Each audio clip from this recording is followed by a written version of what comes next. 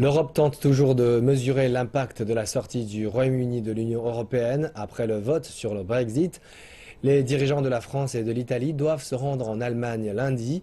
Leur tâche, tenter de garder l'Europe unie dans un contexte qui s'annonce rempli de défis. Reportage.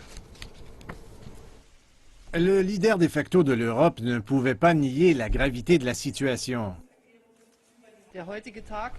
Aujourd'hui, il y a une ligne de partage en Europe. C'est une ligne de partage pour le processus d'unification européen.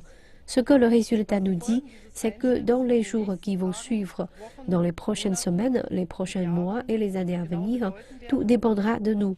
Si les 27 autres États membres de l'Union européenne sont capables et désireux de ne pas se précipiter dans des décisions rapides et faciles qui désuniraient seulement l'Europe encore davantage.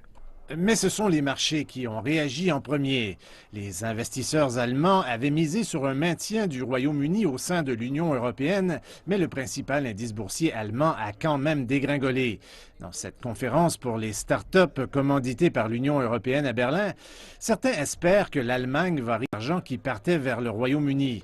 Mais on peut aussi sentir une certaine résignation sur le fait qu'un des principaux marchés de l'Europe vienne quitter le navire.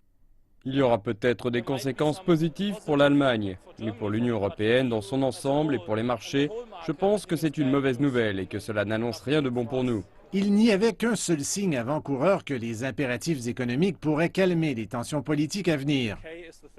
Le Royaume-Uni est le troisième plus grand marché d'exportation de l'Allemagne et Angela Merkel, dans son discours aujourd'hui, de façon intéressante, a dit que lors des négociations, elle se soumettrait aux intérêts du peuple allemand et de l'économie allemande. En l'espace d'une seule nuit, le rêve allemand de bâtir une Europe toujours plus solide ne tient plus qu'à un fil.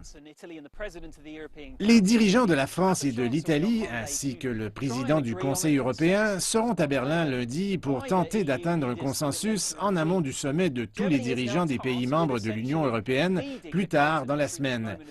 L'Allemagne est maintenant chargée de montrer la voie sur le continent pendant ce moment de crise et d'éviter d'autres divisions potentiellement dévastatrices.